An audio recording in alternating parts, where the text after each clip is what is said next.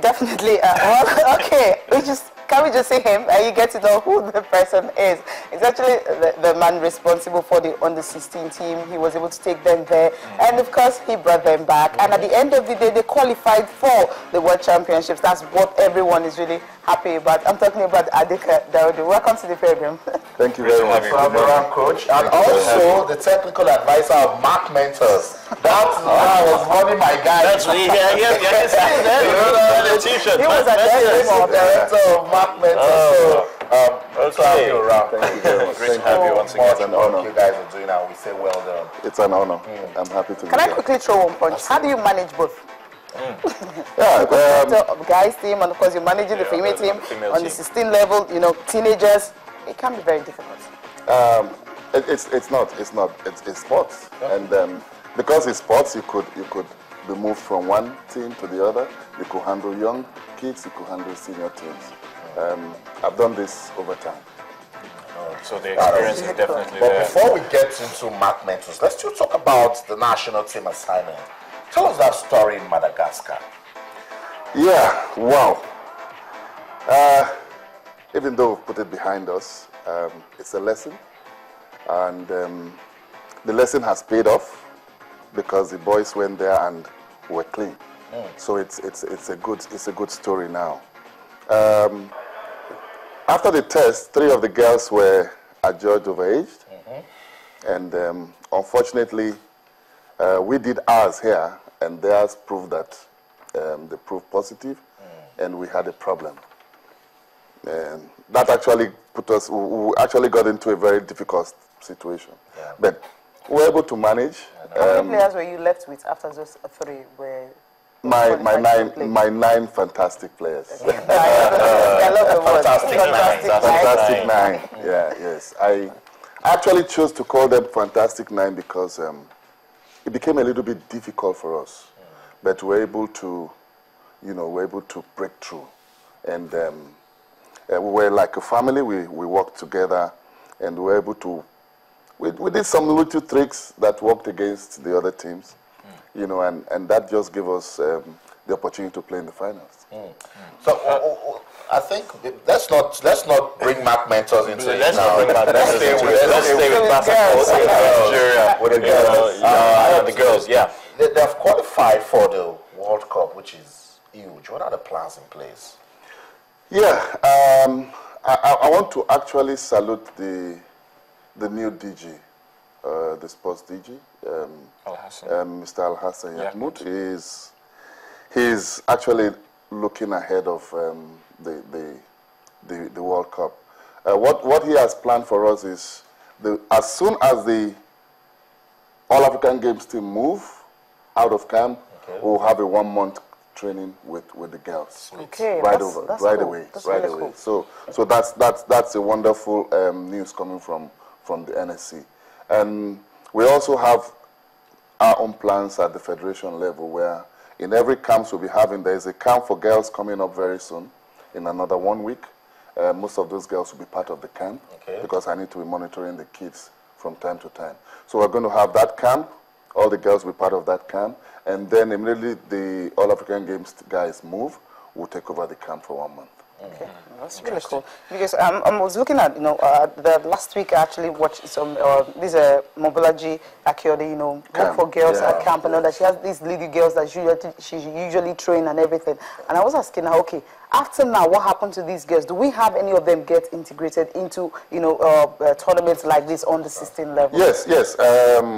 My assistant coach was there. She was part of the camp. Okay. And most of those girls were part of the under 16 camp.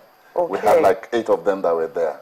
So it's like a continuation, because success is just a process. So we're looking at a situation where we continue to monitor and continue to encourage them to play, to go to various camps and keep playing until next year.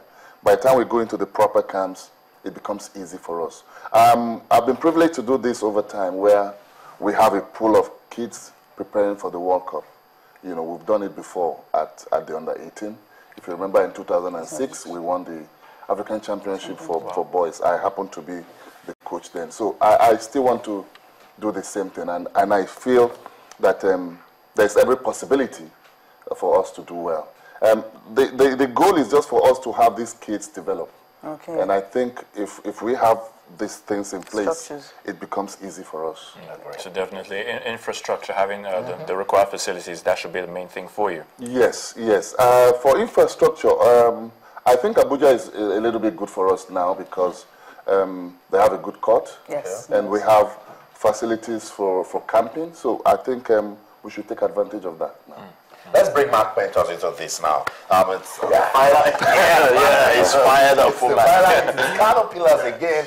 Coach Daudu, it's about time you guys prove a point. Okonakwan, I'll tell you this straight off. Okay, I'm listening. I heard you talk on stage. We are ready. Okay. Okay. We're ready. This time, we're going to give 100% shot for that title. I tell you. No, I watched the Caterpillars game. You actually, you were also watching them. They're really fast, furious. Like they don't even allow the ball to land. The way the movement on the ball and all that is quite fantastic. Yes.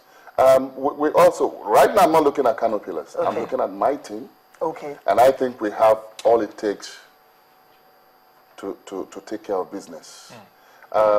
Yes, they are the defending champions. We give them that respect. But we want to change the face of basketball for once. Okay. I mean, for once. And what is that key change for you? Yeah. There's this style they play, which we're very conversant with right now. And we want to make sure that they don't play that style. Okay. And we have players, we have players that can really, really play. And they also have very experienced players. And they've been together for quite a while. I mean, they've been together for maybe 8 years. Yes, because the players hardly leave. I mean, you see the same They players hardly over leave. and over Yeah, again. that's true, But yes. Mark Mentors, we keep having players from the Durham Warriors, Union Bank. We're like, okay, I saw this player at the Union Bank last season. You're having the players at Mark Yes, Mentors. that's And true. what is it that Mark Mentors is really doing to attract these To attract players some of these to players. the team?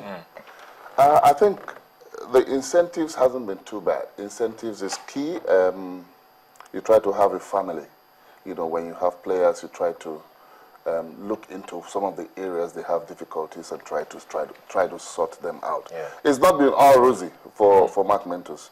There've been ups and downs, you know, but we try to keep the players together and try to look at their welfare, you know. And I think everybody call it the millionaire team. Yeah. But the truth of the matter, the truth of the matter, Manchester City of it's a basketball. private team. It's a private team. It's a privately owned team. And most players love to see private enterprise run sports. So I think that is the drive. That's what is making players to move. Caterpillars is actually being run like a private club. And same So there's just a conglomerate of people that actually run. And I really think Caterpillars. that should be the way. The same thing is happening to the Warriors. You see, everybody loves to go to the Warriors to play. Yes. The reason is because people want to see some private touch. Yeah. And players are always happy when some of their difficulties have been attended to.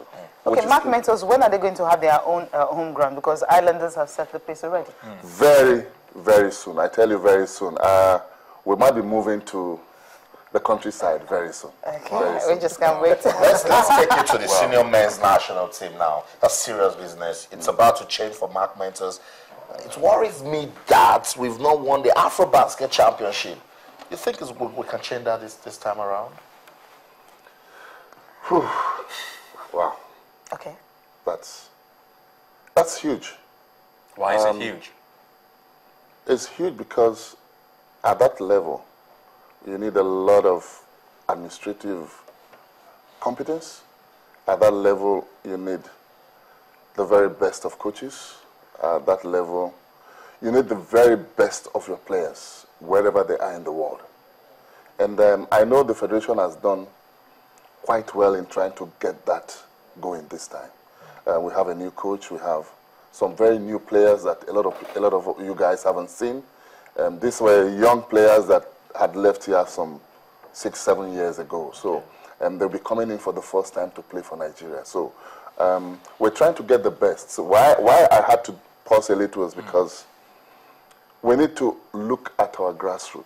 That's it. We also need to plan for it. We need to have a 10-year plan. 10-year plan. And that's why our interest now is youth development. Okay. Because these are the guys that will come to play tomorrow. And so whatever plan you're having now, those are the guys, the girls, the boys. They're the ones that will take over the shoes of these other ones. So these guys we're having now at the national level, a lot of them actually haven't played in Nigeria. Yeah, we know that. And I am praying and I'm hoping that we'll do well because the preparation hasn't been too bad. Unfortunately, some of our guys here didn't get their visas on time and there's this problem here and there. I don't know how that will be sorted out, but I know that there is a very good team coming up. I don't want to say much about the team, but I know that the Federation is working really hard in getting us, at least let's get a ticket to the Olympics. And the World Cup. That should be the key thing So for us. I think we might get it this time. Okay. But winning the championship, let us pray. Let us pray. Okay. Coach, thank you so much for coming around. At such notice you actually made time. Thank you very much. I'm Hopefully happy. we'll get to celebrate in the evening if Mark Meadows gets to win the trophy. I'll put a call to you. You have to be there. Yeah, Okay, definitely. Okay, I'll be there. Not there watching. Thank you so much. Thank you so much. All the best. Okay. All right. That's it. Yeah. Okay, Momolaji Akeode actually talked about what it takes to bring girls together, keep them in camp and also train them, and the reason she had to do that. Let's just listen to her. Come back, we'll definitely talk more on Nigeria's preparations for the All Africa Games. Join us again. As a former national team player, I wanted to do my part in bringing something positive to the country, and using girls to do that has been a great honor. You have to be really creative because, there aren't people, enough support for girls. As a former team player, I grew up in the States playing basketball. I didn't have an opportunity to grow up playing basketball here, but I don't want girls to think that, there's only a good life for them outside of the country, and I wanted to make sure that I played my part, bringing a program here that would uplift them, create a place for them to learn, grow in a safe environment where we can teach them things and really focus on the girl child and the things that matter to them.